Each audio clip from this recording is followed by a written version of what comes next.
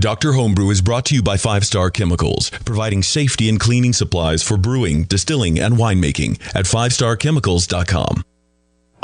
Doctor, look! Stand aside, nurse. I'm Dr. Homebrew. Stand clear.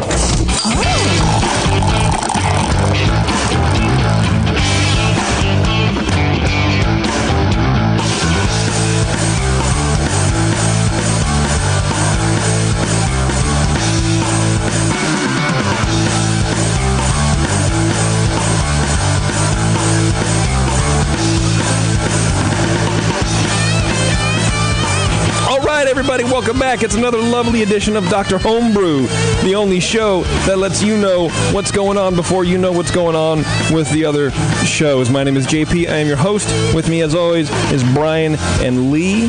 Hi. Hey. BJCP Master Judges over here, folks. They're really the brains behind Dr. Homebrew. I'm more of the, you know that book, Diary of a Wimpy Kid? That's like, that's me. I'm just I'm the guy in the corner with like the eye boogers and, you know, the runny nose and stuff like that. Like my dog. I'm like your dog. What? Got eye boogers sometimes. Will you pet me? Because I sometimes I need an ear scratching. No. Shit. No, you're not that cute. As long as it's just the ear, I might. That's all it is. Maybe Brian will scratch you behind the ear a little bit. There we go. Yeah, but only if you promise to get your back leg going. Oh, yeah. Yeah. Oh, it goes. That's my spot right there, man. Man, speaking of pets, I lost my cat for like 6 days, dude. Ow. Found him. You live. Alive, yes. Good. You got him back. Okay. But that sucked, man. I've always liked to make fun of people who, like, oh, my dog died and I'm, like, crying. Our close and personal you're the guy friend. that's like, oh, boo-hoo. Yeah, like, what? It's a dog, dude. Get over yourself. Like, I ran into Drew Beecham at the NHC a couple months ago, and he was telling me about his stupid dog that they had to put down, his little, like, ankle biter. And he's talking to me about it, and he's tearing up. And I'm like, seriously, dude? Like, what is wrong with you right now? Yeah, I'd believe it. Yeah, they're members of your family, dude. Yeah, but he's probably attacking his own ankle with a staple gun right now, just to get that feeling back. Yeah, and but I never really figured it out. Never really got that because you know, I've had dogs growing up, but I hadn't really had a pet to disappear. For lack of a better term, in forever. And this friggin' cat, man, you know, we went out of town for 4th of July, came back on a Sunday. Monday rolls around, like, I haven't seen Saki. What the fuck's up with that guy? Is he intact? He's intact. Everything's fine. Okay. I guess what happened is he was a block away. No, I mean, is he intact as in not neutered? Oh, no, he's neutered. Okay, he's fixed. He was broken. I used to have broken. a male cat that used to go on some adventures for a few weeks, and we'd see him 6 weeks later, and he'd come back a little matted and looking a little happier. But yeah, you know. No, nothing that fun for this guy. He was in. So anyway, Tara and I were hanging flyers, and then last night or the night before we go around, and we're hanging some more. And this guy called. He's like, "Yeah, I've had your cat trapped in my garage for a few days." I'm like, "Well, that's why he hasn't come home, you idiot, because he's been in your stupid garage." Anyway, so we got him and everything's fine now, and he's just, you know, maybe ventured outside once and then has come back in. Dude, I'm not going anywhere. No more of that matted and happy business. You're going to trap me in their garage if I go adventuring. Yeah. Oh, but hopefully there's beer in the garage. Not in that garage. No, I think they were a little... just paint fumes and... Yeah, they were weird people. I swear, like, the guy let us in, and he's like, oh, yeah, follow me. And so I'm following him, and he goes, yeah, he's here in the garage. And he opens the garage door and does one of those, I'm going to stand back and push my arm out. So, like, allowing you to go into the garage first. I'm like, great, I'm going to get an ice pick in my neck, and I'm just going to be bleeding out in this person's garage while you stand over me and go, we got another one, Martha. Be locked in there with a cat, Yeah, something weird, for man. 6 days. And it was just, I don't know, but I kind of got... But he's a neighbor? He a block over. Okay. Is he listening to this show? No. Okay. No. Then you can probably go home. He makes other things.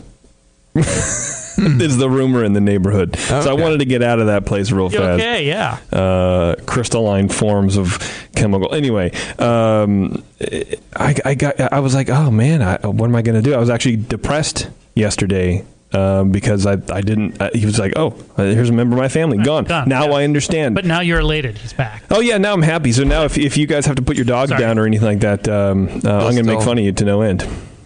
Because that's just how I roll. I'm a hypocrite. All right. Yeah. We'll come and kidnap your cat. Please do. Hey, that's not nice. No, it's not. Anyway, welcome Dr. Homebrew, everybody. Thanks for putting up with my cool cat story. What is Dr. Homebrew? Well, it is a show sponsored by 5 Star Chemicals. Get all your cleaning needs met from 5starchemicals.com. Ask for them at your local homebrew supply store if they don't have it. Or at your neighbor's. Or at your neighbor's house, that's true.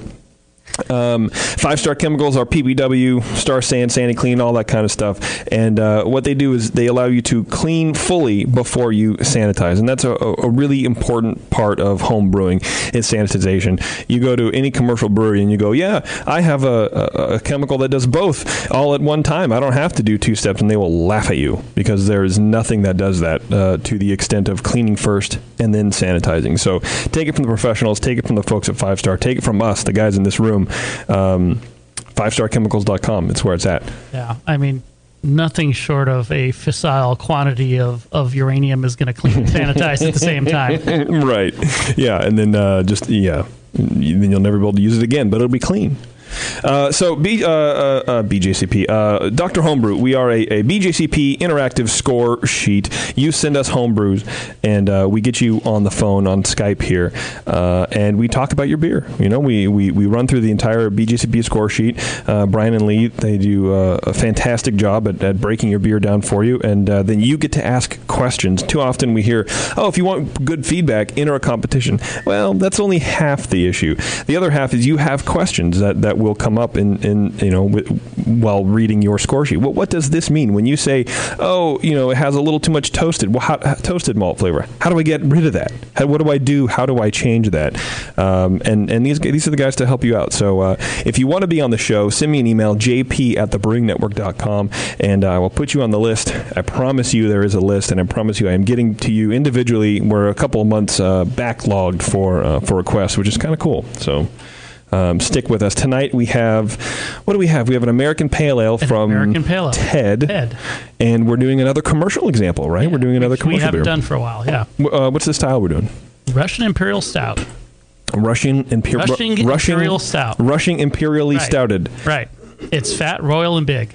And nice. You'll see, it is actually. I can't wait for that. But I like these kind of commercial styles. We're going to try to do them a little more often. We got some really good feedback on the few that we've done, so people seem to really. Yeah, and the one we're doing here, I mean, it's not like we have to keep it secret. No, we don't. No. Yeah. So the one we're doing here, so you can pause the button now, run out and buy it at your local high-end liquor store. Right. Is the John Courage Imperial Stout. All right. If you can find that, it's worth getting. The 2012 vintage. 2012 vintage. 2012. Your vintage may vary. Or if you're listening a year from now, buy the 2013. Right.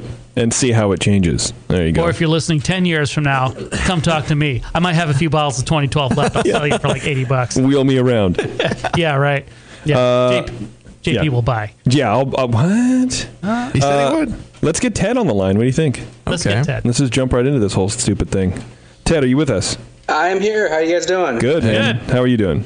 Doing well. I know Ted has been hanging out for a couple hours drinking. He sounds familiar. Yeah. We might have talked to him before. Yeah. So he might be a little loaded. Yeah, cool. just a wee bit. Yeah? What are you drinking on? Are you drinking this pale ale we have in front of us? You know what? I am drinking the pale ale in front of us, in front of you guys. In fact, he's drunk. I have a bottle of that pale ale that I sent to you guys as well. Doing a side-by-side comparison with the keg that I have here in the house. So it's interesting. Interesting. We'll have to find out how so at some point. Yeah, let's pour this thing. Brian, why don't you start talking about this beer, man? Do we have a Drunk of the Week competition for the homebrew show? No, not yet. Okay. We could start one, though. Well, since he's the only homebrew, he's going to automatically win the other award, right? Right. He's going to win both awards. That's true. He's going to get the grog tags and the Drunk of the Week and the first place. That's true, man. Grog tags, yeah, first why not? Place. Well, I'm a winner today. You are a winner. I don't have a glass, yeah. Okay. So the American Pale Ale, this was a really pleasant smelling beer. It had some nice classic citrusy hop aromas in the nose, some lime, lemon, grapefruit, medium high level, not over the top, but just right where you want them. Underneath that, it has a clean, low, basic bready malt profile, a little hint of maybe some biscuitiness, but nothing too overpowering in there. Just really pleasant malt profile. Some medium, fruity, generally fruity esters in there. poking up. It's definitely an ale fermentation. I didn't find any DMS or buttery diacetyl.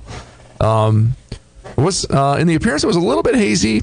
It has kind of a light ambery color with a low eggshell white head. Stuck around pretty well. In the flavor, I got a nice pleasant hoppy presentation in there. The balance was really pleasant in this beer. I thought that you want the hops to come out over the top, but you don't want them to go crazy. And sometimes you get the pale ale and a half or the almost IPA in a competition when you're judging some pale ales where it's like, yeah, wow, those hops taste nice, but it's not where it needs to be for a pale ale. It needs to be smoothly drinkable. You don't want to start letting it overpower it. The drinkability is a really big component of this beer, basically. Yeah, absolutely. Far too many times I've ordered a pale ale, and it's like, no, I think you gave me the IPA. This is not a pale ale. And it's 6% and, 100,000 IBUs, and it's like, right. Yeah, people aren't always... It's a hoppy beer, and everything has drifted a little bit. Madness took over that. But you got to be able to step back and just drink a basic pale ale and know this is where it needs to be. So, yeah, I thought I got a tiny hint of a little... phenolic in there, like a slight medicinal kind of a chlorophenolic note, but it's really hard to get at, and it only kind of came up when I had a little belch, and I kind of questioned it too, because it could have come up from some of the other beer that's in my stomach, where or the burrito you had, or the something. So this the is what toilet you call, cleaner that I ate earlier. Oh, great! Yeah, this is what you call a late aftertaste, right? Yeah, very late. The actual aftertaste is really pleasant. Hops just kind of linger in there a little bit with them floating over the malt. Again, no other defects that I even hinted at. So very pleasant flavor.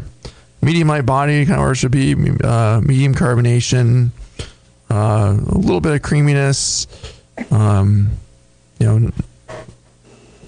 I thought I found a tiny hint of some warmth in here, but it wasn't too distracting. It was pretty pleasant. And, overall, a pretty tasty American Pale Ale. It's the hops are so subdued, you get away with a little more hop complexity. This is what I would call a classic American Pale Ale. If you wanted to do a more modern interpretation of this, you could change up the hops a little bit, but I would say keep them at the same level. I wouldn't increase the hops. You could experiment around with them and try different variations of this recipe with different hops to arrive at a blend that, could give you a little more complexity. It was pretty much a one trick pony. It was a citrusy American Pale Ale, but that's a pleasant thing. So kind of classic in that regard. Light phenolic could be a result of my burp, or it could be, there could have been a little wild yeast in there, but the more I taste it, it's just a pleasant pale ale. Yeah, and I probably should bring up my score a little bit, but there are a few ways you can improve the clarity. Of course, it was a little bit hazy. You can filter it. You could fine it. If you filter it, be sure to bump up the hops a little bit, because you're going to lose a small percentage. Maybe bump up your hops by 10% or something. But you can also just chill it and be patient with it and let it sit in secondary for a while at low temperatures, and a lot of that, if it's just yeast, it'll settle out. It could also be a little hop haze, which is probably forgivable in this beer. So, and for the warmth, if there was a tiny hint of warmth, you could watch the fermentation temperature, make sure it stays maybe a little lower into the 60s. You can ferment it at 66 if you got a little warmth from the 69, or if you went into the 70s or something, or higher. So I gave it a 33. Pleasant beer, good drinking American Pale Ale. Nice. Wunderbar. Wunderbar, yes, indeed. Lee, do you agree with Brian, or do you want to punch him in the throat? No, I don't want to punch him in the throat. That's too bad. Even though he melted my earlobe a little bit with that belch. I like this beer. The hallmarks of this style really are balance. It should have malt and hop both, and they should be in balance. It's not like it should be the IPA where it's just totally over the top hops, right? And it's not a Scottish ale where it's all about the malt. So, he really hit that in this beer. It's a well balanced beer, awesome, and clean. So medium hop aroma, pine, some lime zest, even balance even in the aroma. A little bit of a grainy malt with some caramel hints. Some fermentation character came through the nose. I thought it had a little bit of a strawberry ester. Actually, it wasn't like a fresh strawberry. It's like strawberry jam. That's sort of just like opening up a bottle of strawberry jam and taking a whiff. It made me actually look for some diacetyl, because usually that's an ester I would associate more with the British yeast. But I didn't find any diacetyl at all. But it was almost like that strawberry jam on toast you get with the Fullers or something like that. So it's a nice aroma, a little bit of ginger to the hops. Good balance, very very style, very appealing. Appearance, it was a little bit hazy, which would be nice to see less of. You can get a little bit in these, and they're dry hopped, and I thought this was maybe a little more than just a little, but it's not a huge problem really. Sort of a light amber color. Had a fairly good head, lasted okay, not great, but well enough. Fairly persistent off-white foam. And the flavor, medium to medium high lime zest. Again, some pine hop, this classic American hop flavors. Fairly evenly balanced with a caramel malt, toasty malt flavor, and medium bitter. Maybe it's a little bit more balanced towards the hop flavor versus the malt. The bittering versus the malt was about even, I think. Maybe a little to the bitter, but not much. It was definitely in style on that, though. It was very pleasant. It is. Very drinkable beer. Okay. All right. Medium, low strawberry again, maybe a little bit orange as well.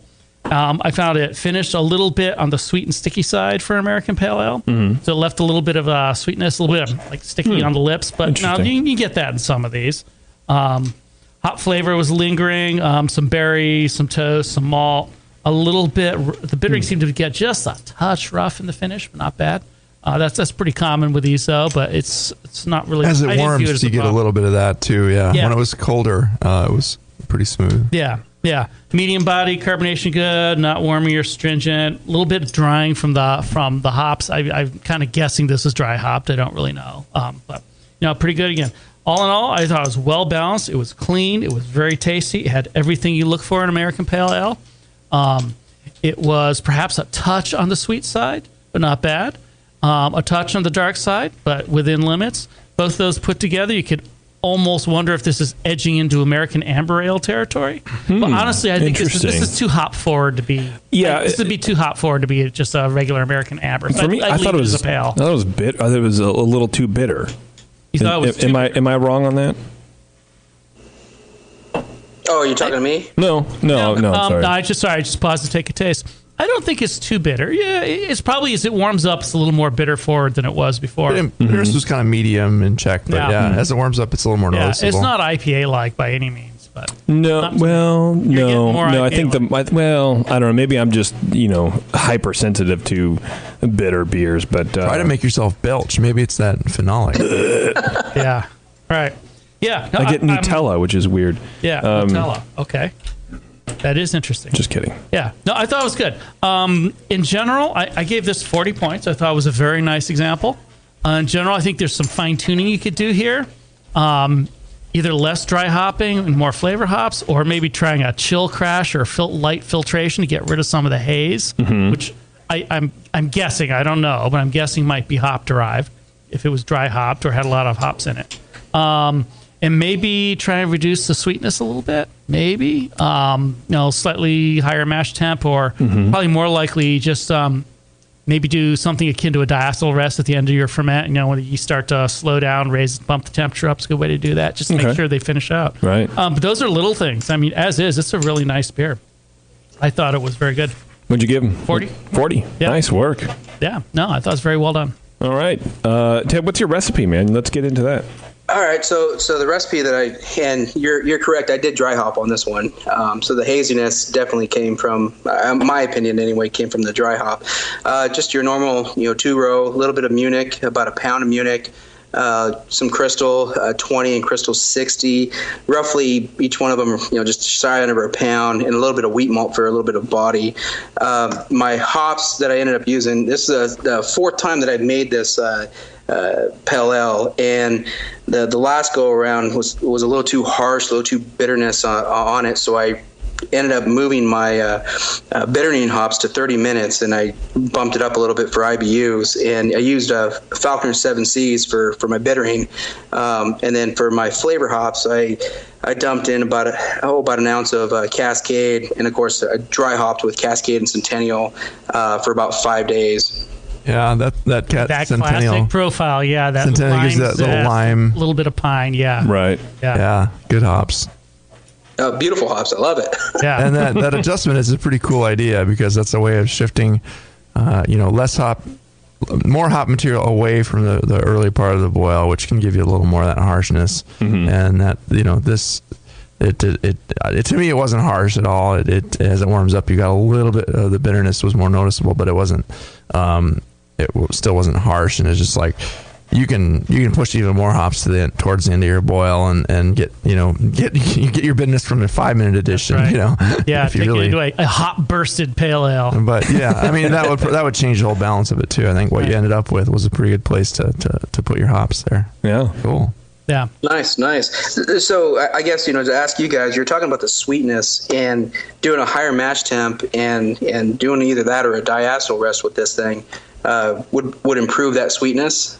It would hopefully get rid of a little bit of residual sweetness that seemed to be there. Honestly, I'm not sure I'd up the mash temp. I would, if this were mine, I would vote more for just trying to make sure the ferment finished out completely. Mm-hmm.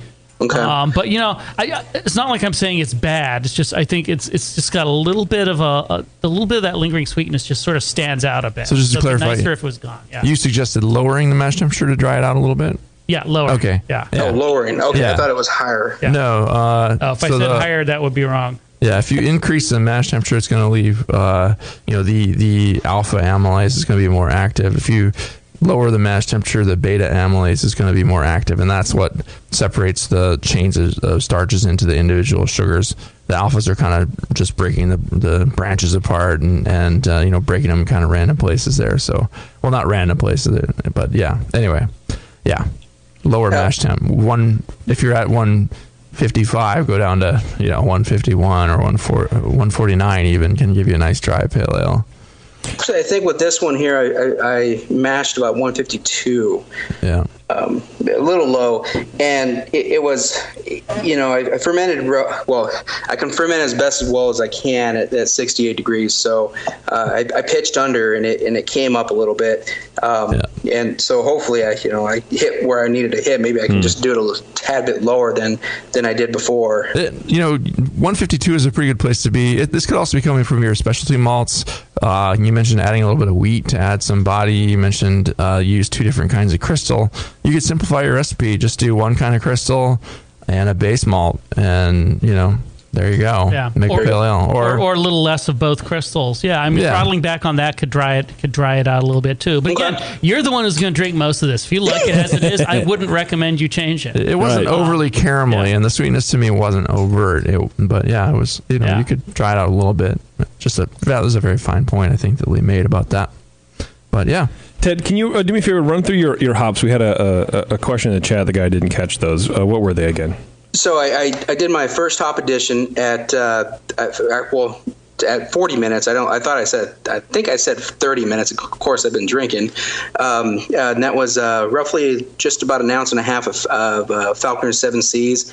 Then I dumped about just a shy over an ounce, about 28 grams.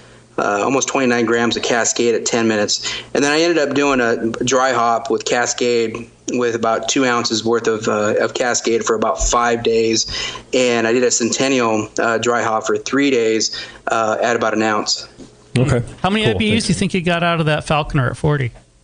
You know what? I like where it finished off with the bitterness, and I think, in my opinion, I think it's roughly around 35 to 40. Mm-hmm. When I initially made this recipe, I had it at 60 minutes, and it was way harsh and I used probably about another 10 grams less to compensate for the IBU level. And it just came out just totally harsh. It was harsh on the palate. And when you tasted it, you drank it, and you're like, "Wow, that's way too much." And the conversation started happening was, "This is an IPA." Well, no, it's not. Yeah. But it came across like it. Yeah. Right. It came across like it. As you're boiling it longer, you're pulling more of the kind of plant material out and some of the the stuff. I mean what you really want are those the oils and the alpha acids and the good stuff in the hops. You don't really want it in there any longer than you have to have it. Right. So. Right. All right, Ted, any other questions for the guys? You know what? I don't think so. I think I'm good. All right. Yeah, nice job. Keep up the good brewing. Yeah, enjoy the rest of that keg. Thanks, man. Appreciate it, Ted. Yeah, no problem. All right, buddy. Bye. Bye. Well, that was Ted. Ted with his American Pale Ale. Let's take a break, and then when we come back, we're going to jump into this Russian Imperial Stout, yeah? Commercial calibration. Yeah. Commercial calibration. Can you put deep echo on it when we say that? Deep. I can't. We do need some sort of weird effects because that would be cool. Anyway. Bring in your amp. We can run it through there, Brian. There we go. Okay. Yeah. That'd be good. Talk to our Homebrew, everybody. Hang on a sec. We'll be right back after the jump. Hey, Wooly, I'm beat. Can we find a nice tree to just hang out in for a while? You're beat. I've been swinging through this forest for 50 years, ever since we first escaped from the circus. I know, but there's got to be more to life than exploring this creek and trying to populate the valley by copulating with loose, hairy girls. Marquis, stop. Look! What is that? It looks like a man-made treehouse. With fresh food. And craft beer. Welcome to the Creek Monkey Tap House, boys. Grab a seat. Creek Monkeys drink free. Awesome! The Creek Monkey Tap House in Martinez, California takes their mission of fresh food and beer seriously. They only serve locally raised beef and chicken, as well as local sustainable produce. It's better for you and the planet, and it just tastes better. The beer and wine at Creek Monkey Tap House are chosen with the same care for the highest quality and rotate frequently to make each visit an adventure. Yeah. Swing on into the Creek Monkey Tap House and enjoy a new legend of amazing food, beer, and wine. The Creek Monkey Tap House, online at creekmonkey.com. Since the first time the Brewing Network microphones turned on, More Beer was behind it. More Beer sponsors the programming on the BN because, like you, they love brewing. And like the Brewing Network, they love sharing their knowledge.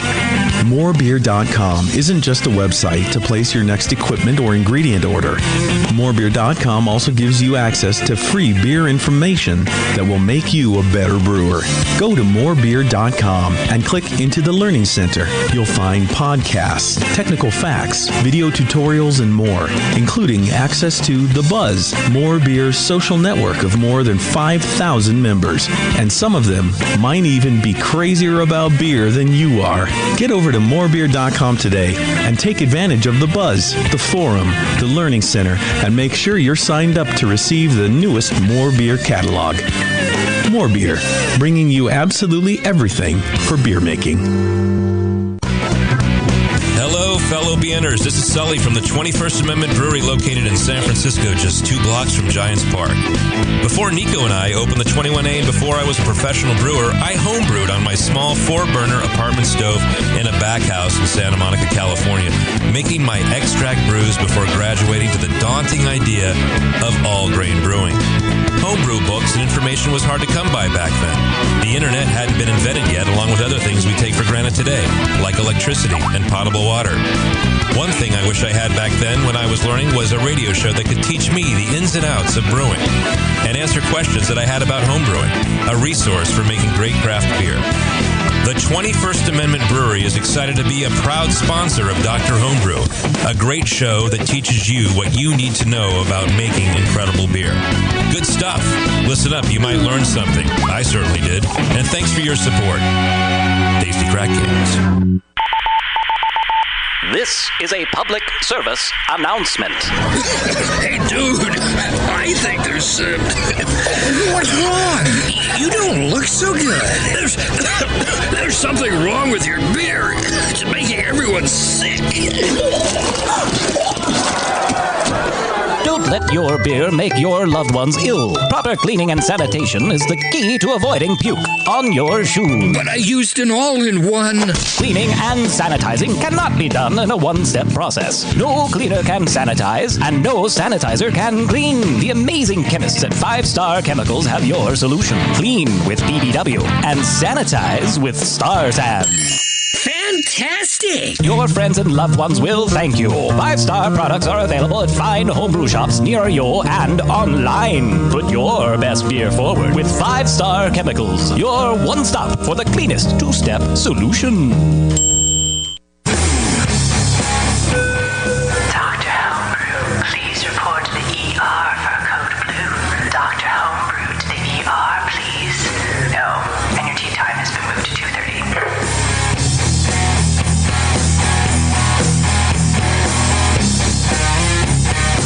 All right, welcome back to Dr. Homebrew. Thanks for sticking around, everybody.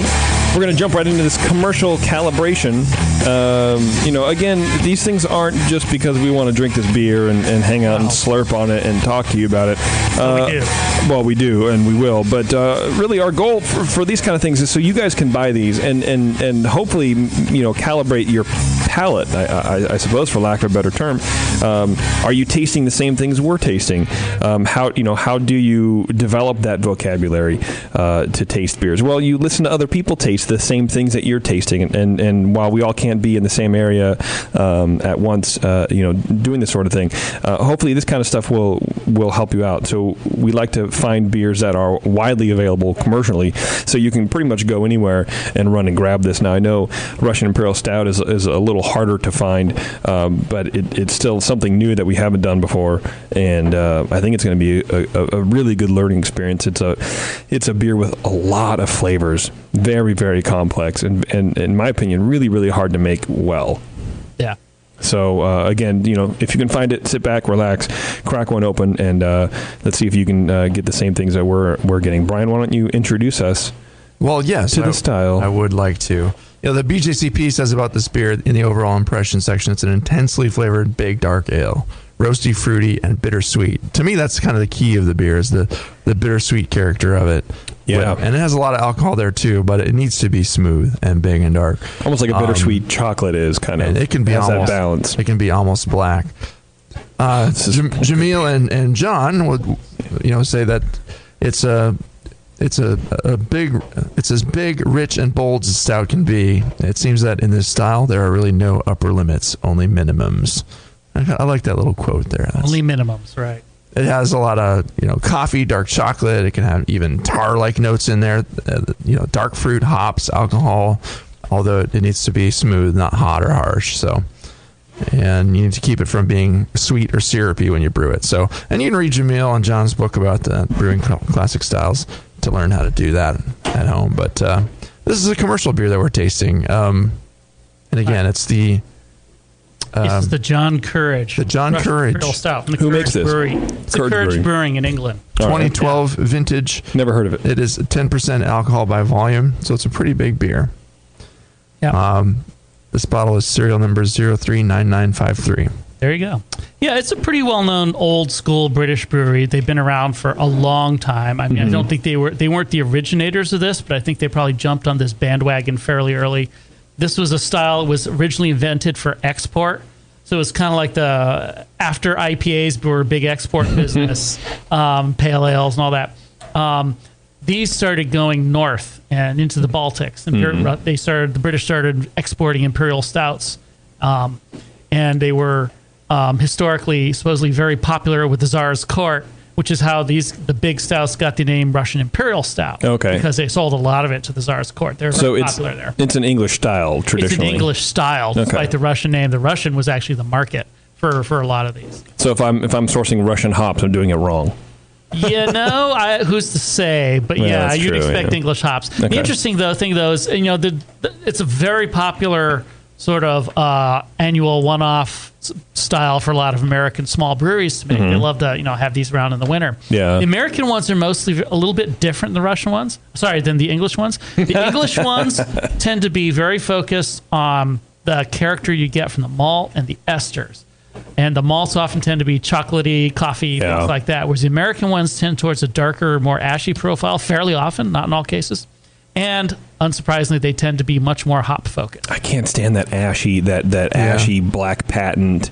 Yeah, you get that in a lot of these. And you'll find that in some of the English ones too. But the main difference is the American ones tend to be less complex, especially in the fermentation characteristics, and much more focused on the hops. Why is that? I think there's some of them nowadays that are because we're Americans, we like hops. That's what we do. Well, I mean, but not the complex fermentation profile. I mean, the hops I understand, but is it just because we're lazy brewers? We're all using the same yeast strain. 62 to 64. Yeah, it's the Chico. There's not. So how many American brewpub or brewery beers that are really focused on the ester profile? Yeah, it's not the thing that most American small brewers do. I mean, there are some definitely. Yeah. Budweiser. Very ester focused. Yes, right. Well, Yeah. No. And I mean, I know I'm generalizing wildly here, but the majority of the American ones, not all, but a lot of them are much more hop focused, not as complex. With the English ones, traditionally are much more interesting on the front of esters, and they're not really hop forward beers in any sense. Okay, and that's kind of the boat this thing fits into. Really. Yeah. All right, let's jump into this, man. I'm sipping on it already, and it's really good. It's very good. Nice, yeah. It does have a very nice beer. A bitterness to it. It does have bitterness, But anyway, let's go through the style guidelines here. Style guidelines, or not the style guidelines. The score sheet. Sorry, score sheet. Yeah, right. Tasting notes. Yeah, thank you. All right. So I mean, on this beer for me, there is sort of a. Oops! Hey, let's pull up the right score sheet. Let's not read the one from Pale Ale we just did. For me, there's a medium hop aroma. No, there's not. Okay, yeah, rich base malt, deep dark chocolate, a little touch of soy in this one, an almost salty clove-like aroma. Lots of esters, prune and fig, maybe some cherry. Very nice, all very classic to style. No hop was picked up. It was clean, no diacetyl, DMS, anything like that. That touch of clove might actually be an aging character, especially in conjunction with the soy. That sometimes happens. Excuse me. It's not clove like in Hefeweizen. It's more like a clove oil sort of thing. It's kind of oddly spicy, weird character. That's what I think I get out of that Mexican lager that I'm drinking at my house. I'm not drinking. Possible. It's not clove like a hef. It's clove like a much more I want to say organic version, if that makes sense. If it's like this, then I know what you're talking about. Yeah, I think it is a little bit. I think it's just kind of another yeast breakdown product, autolysis product. Appearance is pours a medium dark tan fine foam. Fades slowly to a light cover, but it didn't last forever. But it faded. But you expect that. This beer is 10%, 10.0. Well, 10% by the bottle. Interesting. Alcohol by volume, 10%. Alcohol, 10% volume. It has it both ways. Sometimes you get to have it both ways. Sometimes you do. Sometimes it's just redundant. Yeah. Anyways, black color, or maybe very dark brown, and pretty much opaque. You cannot shine a light through this thing. Right. There's no seeing through this. Flavor, deep chocolate with figs and prunes and coffee and cherry. No hop flavor. Firmly bittered, but balances more or less to the malt. Finish is slightly sweet, but a little drying from a medium strong and slightly spicy alcohol character. Lingering coffee candy flavor, like one of those little round, hard coffee candies. You remember those? Yeah, I used to get a lot of those at Christmas when I was a kid. Yeah, that sort of thing. With figs and warming alcohol, very much to style. Slight yeasty flavor. I did pick up maybe a touch of that kind of clove oil and maybe some almond in here again. So those are age characteristics again. Now these are bottle conditioned beers, right? This one is. I'm pretty sure this is a bottle conditioned beer. Okay. Yeah. Right. Yeah, so I'm suspecting, it's the 2012 vintage, says right in the label. I'm suspecting this one might not have received the best possible treatment from some of these flavors. Yeah. But they're also not major notes in here. They're kind of background. What would lend you to believe that? For me, it's hearing you describe those coffee candies, because to me, those, thinking back on them, they taste a little like oxidized coffee, like old coffee. So is that maybe an oxidation issue going on? Or a temperature thing, maybe? It could be. I mean, for me, the coffee flavor in here is very nice. It doesn't taste oxidized. Yeah, but when you say that the coffee candy, like if I'm thinking the candy portion, it's like I don't know how to describe it other than just kind of oxidized coffee. Coffee's been sitting in the pot for a couple of days, not on the burner, but just kind of. Yeah, I don't know. Here's a bunch in my cup. For me, kind those of thing. don't taste oxidized. I mean, not in any unpleasant way, but not unpleasant. I know where you're coming from. Yeah. It probably is just calling to mind the combination of sweetness with that coffee flavor that you probably enjoy. So okay, yeah. Yeah, medium high body, not as high as a lot of the Imperial stouts I've had. This one's a little bit drier, but not. It's not like dry. It's definitely not just a regular medium body. Medium carbonation, thick, richly creamy mouthfeel, creaminess in there. Not astringent. A little bit of drying from the roast and the alcohol, though. The alcohol is definitely warming. It's almost clean. It's not like clean vodka-like alcohol. It definitely has a spicy character to it. It's verging on hot and solventy, but it's not. There's a lot of interesting alcohol character in this beer, and I suspect that's probably intentional, not an accident. They've had a couple hundred years to work with this recipe. They probably have their ferment conditions nailed down pretty well. Yeah. So, and it lends a lot of interesting character to this beer. It's not just, strong. Right. Which is what a lot of them are. Overall, rich, complex with malt, roast malt, complex esters, which are all hallmarks of the style. Alcohol is spicy, virgin and hot. Could maybe use a lower ferment temp, but then it would not be as interesting if it did that. So, if you wanted to clean it up and make it absolutely pleasing to everyone, maybe. But I rather like it where it is, actually. A little bit of signs of age from that sort of touch of soy and that little clove oil kind of character, but it suggests to me that this beer is not this bottle or this batch or whatever. Mm-hmm. I wouldn't put this down in my basement for 4 years and see what it turns into, which I do like to do for a lot of Imperial stouts. They should age. Yeah. This one, if it's showing that kind of characteristic, it's probably just going to get worse. After 2 years, After 2 years, if it tastes like this, pull them all out and drink them. Okay. Yeah, if it's got that touch of clove, that kind of almond waters-the-pan thing going on. And that's a good point, because a lot of people wonder, that's a big question in craft beer, right? How long can I age this? Yeah. So for these kind of beers specifically, those are the markers that you would start looking for to be like, we should start cranking this out. Yeah. Okay. Yeah. And I mean, they're classic, well-described markers. If you look at some of the BJCP website, there's materials on there for a lot of off flavors, and they're ones I don't know if a lot of people focus on as much. But they're things like this almond marzipan flavor, and this sort of clove oil. They're flavors that come with age, and they're not good age flavors. Not like you're getting a nice sherry, which would be very welcome in this sort of a sherry touch of oxidation. Yeah, it's just they tend to grow these flavors and get more and more unpleasant. I mean, I had a 9-year-old bottle of, I think it was a J.W. Lee's recently, which is mostly pretty enjoyable, but it had a lot of this in it. And after a while, I'm just done with this. I don't like can't it do anymore. it. It's just too much of this sort of pungent, weird, clovey. It reminded me of when I had my wisdom teeth out. And they stuffed clove oil, soaked cotton balls in the sockets and the pain. Yeah. So maybe that's just my personal avoidance there, but you never know. But complex, interesting, very good. A touch of age is starting to go bad. I gave it a 39. I want to score it higher, but that those age characters just sort of kept me from really putting it over the top. If it didn't have that, I'd be giving this a solid 45 or better. It's a wonderful beer, even as is. Yeah, and the aging, the length of time that you want to age a beer can be dependent on how much oxygen was included on, when you kegged or bottled it, and how it was stored. If you can kind of accelerate the aging of a beer, a stronger beer, if you include a little oxygen, either intentionally or unintentionally when you're bottling it. Obviously, with a weaker beer, you wouldn't want to put much oxygen in there, but a barley wine or a Russian Imperial Stout, it'll use a little bit of that to give it that. I wouldn't attempt to do that intentionally. No, yeah. Because the problem is you might end up just going papery and cardboard. Yeah. On a homebrew level, just keep doing whatever you're doing. It'll end up in there eventually, including enough oxygen as it is. But the interesting thing about this beer, there's no sherry, there's no paper or cardboard either. So I don't think the age characters here are coming from oxidation. I think this is just, since it does seem to be bottle conditioned, I think this is just some autolysis. And interestingly, it seems to be getting clearer as it warms up. That the haze might be partly chill haze, which is not something I would have guessed offhand. But yeah. So I also really like this beer.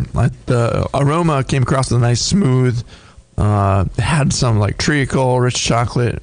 A lot of fruitiness with cherries and plums and raisins from that malt in there. It did have a pretty strong aged character.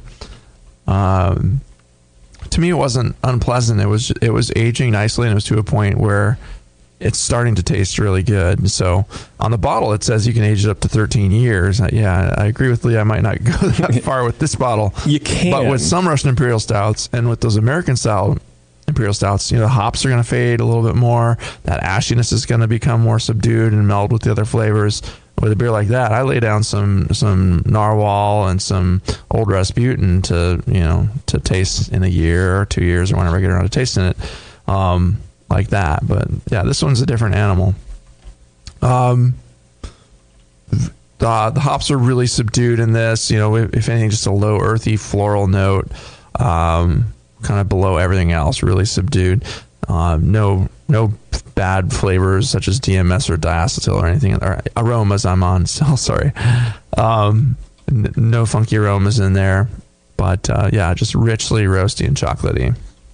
Color, again, just like Lee said, it's almost black, kind of a deep brownish black. Can't see through it. It kind of faded to a color of dense, fine bubbles ringing the glass, which I liked. It kept some of that head, but didn't. It fades pretty quickly because of the alcohol. The flavor, it had some rich chocolate. The roast is pretty subdued in the flavor profile in this. It's not richly roasty, but it comes through the aftertaste a little bit more. But it's all chocolate and coffee. Yeah, there's no chocolate ashy. and coffee. There's no ash. It's just there's a little bit of toast in there, even a little treacle, little tobacco. And again, all those fruity flavors: raisins, plum, fig, and the alcohol in this beer is pretty evident. But to me, it came across pretty smoothly, nice and clean. I did get a faint bit of spiciness as well, but it was not hot. Definitely balanced to the malt. This beer is very clean ale. Can you say that in a Yoda voice? I can say it in a German accent. Balanced to the malt. This beer is. That wasn't a bad Yoda. I used to be able to do it a lot better. I kind of want to hear a German Yoda though. Definitely balanced to the malt. This is. Sorry, I just melted a couple neurons even thinking about that. So how about an Australian Yoda? Yeah, the finish and the aftertaste in this beer are really interesting too. It finishes semi-sweet and has a rich chocolatey fruitiness coming in the aftertaste. And as that fruitiness fades a little bit, you're left with the chocolate, and then you get just the edge of that roastiness that is in there. There's a little bit of it, and you just get it on the very end. And really pleasant finishing beer. You want to sip it. You take a sip and you experience the whole palate, from the beginning to the end of the beer, and just let it float off your senses and enjoy it for what it is. It's really wonderful beer. Body wise, I did feel it was kind of a medium full body, not just a touch light for the style. It was my impression of it, and it could be due to the aging. Has a medium low carbonation, somewhat creamy, pretty smooth, no astringency. It has a kind of a silky texture to it, not overly so, but like a big oatmeal stout or something. But it does have a little silkiness to it, along with that smooth warming that you have in there from the alcohol. So, I mean, wow! Overall impression, damn pleasant beer. Pretty nicely aged as it is already after 2 years in the bottle, and has a pretty nice depth of complexity that you don't get in other Russian Imperial stouts, especially on the malt side of things. It obvious strength, but it's sneaky nonetheless. It has you take a sip or two and you can tell it's there, but it's not offensive at all. It's clean. Yeah, not much about this beer is offensive. It's very, very good. Yeah, it's a real pleasure to drink. You still want to sip it. So they could you could boost up the body a touch on this beer, but again, I just want the aftertaste. It just really pleasant finish. You definitely want to sip this beer, and it'll be even nicer in the winter, maybe when it's cold outside and you want to drink something rich. But sit in front of the fire and sip. Yeah, it almost makes me want to light a fire in the corner here so I can sip this in front of it. Hey, they have insurance. Let's just burn this whole place down. Let's do it. That's right. So I short out the mixing board here. I scored it a 44, and I thought it was an excellent beer. Awesome. Yeah, it is. Yeah, it's a very good beer. So if you folks at home are drinking this beer, hopefully that kind of helped you walk through a little bit of the tasting here. Yeah, and I've had bottles of this a few times over the past year, and this is the first one that I found the kind of those age characteristics we were talking about, the clove oil sort of thing. Mm-hmm. Other ones have not had any sign of that. So I think that's yeast condition and whatever. Are you sure it's not? Either that or it might be, shipping differences for this batch. Mm-hmm. There's no way of knowing. Yeah. Okay. I wonder if the cloviness or the clove oil impression you're getting could be some of the spiciness from the alcohol that we both got too. I don't know. I think it's different. It's a separate thing. I think it's not the alcohol. I'm trying to pick that out, but I'm having a hard time finding that. But it seems like both of you guys got it. So yeah, there's so much going on that it's very picking complex. out an individual component like that. And that's the key to these beers. The good ones should just be amazingly complex. Right.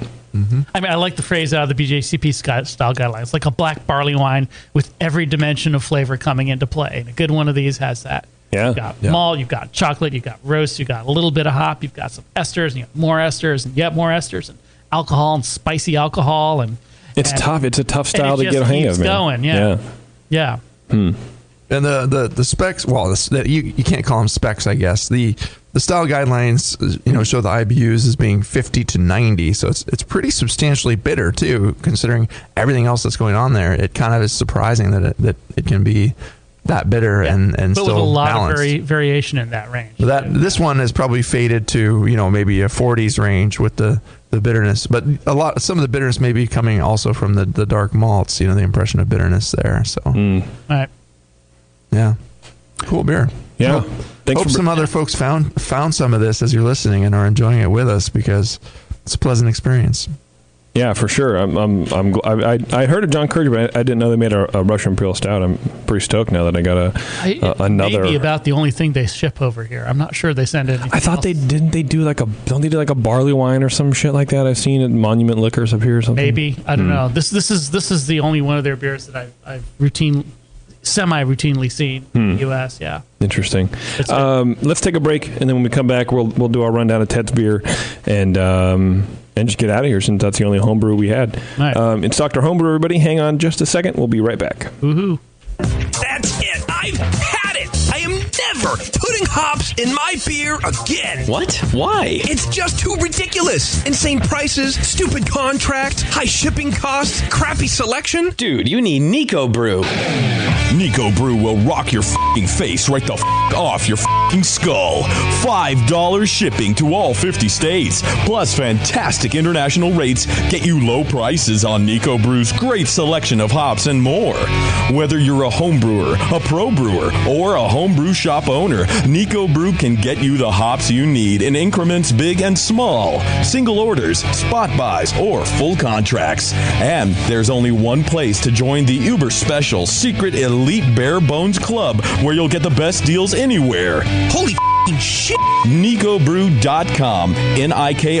NIKOBREW. Nico Brew, your bare bones buddy in the brewing business.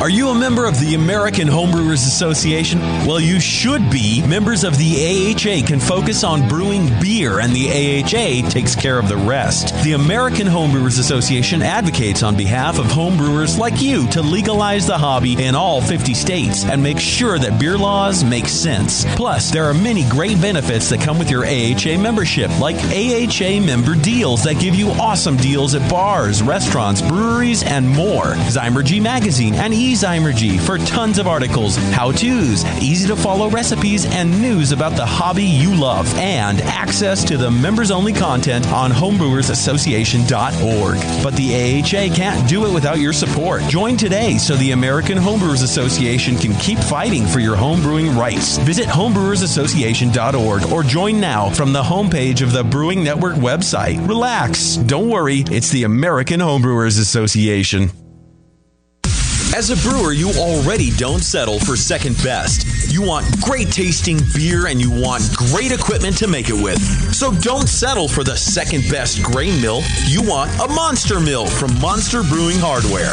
Monster mills are tough, come in 2 and 3 roller designs, and are made right here in the USA from superior materials for longer lasting performance. Pick the mill that's right for you at monsterbrewinghardware.com and take Bevo's advice. Trust me, it's always better to have a bigger tool than you think you need. Monster mills have the best warranty in the business. Your satisfaction is guaranteed.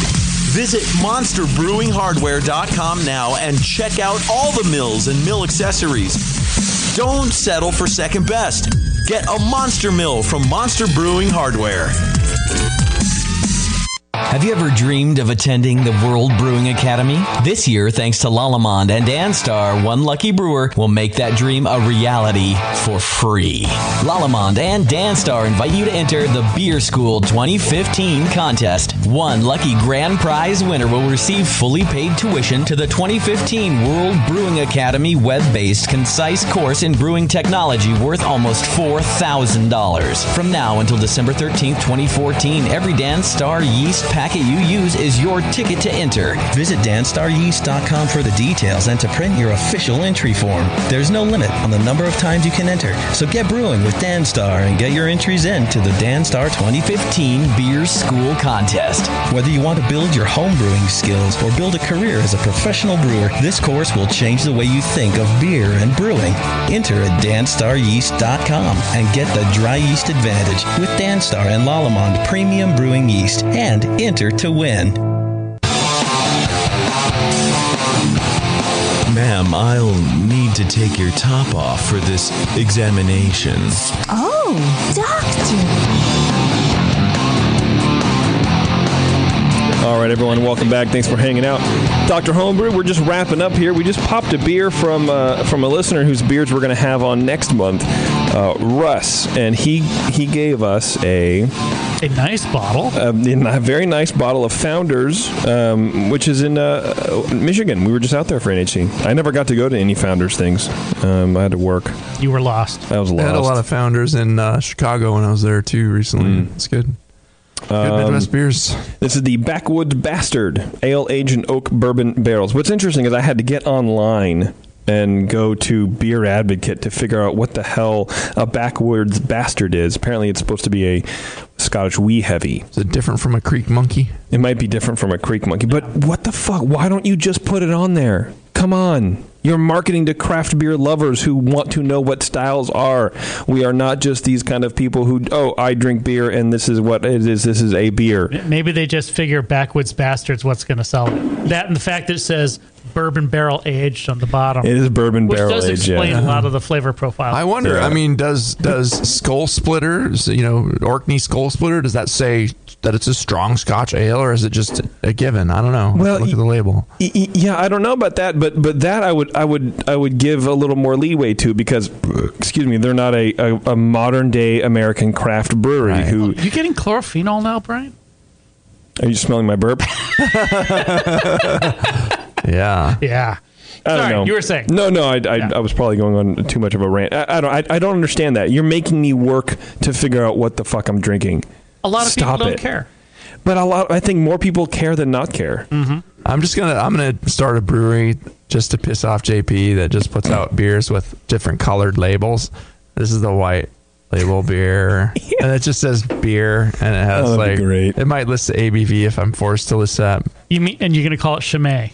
No. I'm gonna call it Chammy.